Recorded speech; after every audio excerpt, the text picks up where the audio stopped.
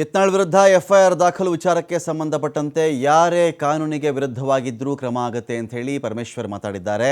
ಇವರು ಮತ್ತೆ ಪ್ರವೋಕ್ ಮಾಡೋದು, ಜನರನ್ನು ಉದ್ರಿಕ್ತರನ್ನಾಗಿ ಮಾಡುವಂಥ ಹೇಳಿಕೆ ಕೊಡೋದಿದೆಯಲ್ಲ, ಇದು ಸರಿಯಲ್ಲ. ಬಳಸಬಾರದ ಪದಗಳನ್ನು ಬಳಸೋದು ಕೂಡ ಸರಿಯಲ್ಲ.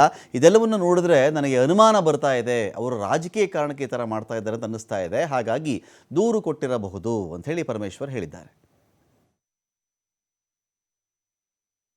ಅವ್ರನ್ನ ಇಟ್ಕೊಳ್ತಾರೆ, ಅರೆಸ್ಟ್ ಮಾಡ್ತಾರೆ, ಕಾನೂನು ಪ್ರಕಾರ ಕ್ರಮ ತಗೊಳ್ತಾರೆ. ಯಾರೇ ಆಗಿರಲಿ, ಮುಸಲ್ಮಾನ್ ಆಗಿರಲಿ, ಹಿಂದೂ ಆಗಿರಲಿ, ಮತ್ತೊಬ್ಬ ಆಗಿರಲಿ, ಯಾರೇ ಕಾನೂನು ವಿರುದ್ಧವಾಗಿ ಮಾಡಿದರೆ ಅವ್ರ ಮೇಲೆ ಕ್ರಮ ತಗೊಳ್ತಾರೆ. ಅವ್ರಿಗೆ ಬಿಟ್ಬಿಡ್ಬೇಕು ಪೊಲೀಸ್ನವ್ರಿಗೆ. ಅದು ಬಿಟ್ಟು ಇವರುಗಳು ಹೋಗಿ ಪ್ರಚೋದನಕಾರಿಯಾಗಿ ಭಾಷಣ ಮಾಡಿ ಮತ್ತೆ ಜನರನ್ನೆಲ್ಲ ಹೆಬ್ಬಿಸಿ ಈ ರೀತಿ ಮಾಡ್ತಕ್ಕಂಥದ್ದು ಸರಿ ಇಲ್ಲ.